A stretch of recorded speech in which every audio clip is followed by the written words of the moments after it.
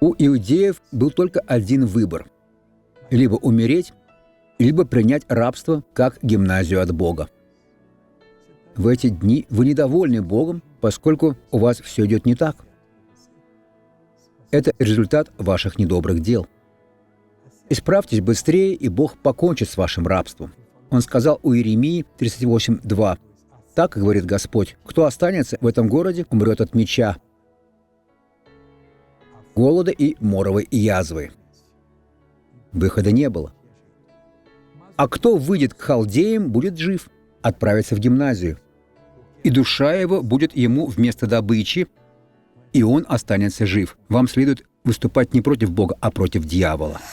Я молюсь за всех, кто сейчас понял Твое Слово, и велю, чтобы все зло, что есть в этой жизни, ушло, убиралось. Боль в спине, уйди сейчас же. Во имя Иисуса. Благослови вас Бог.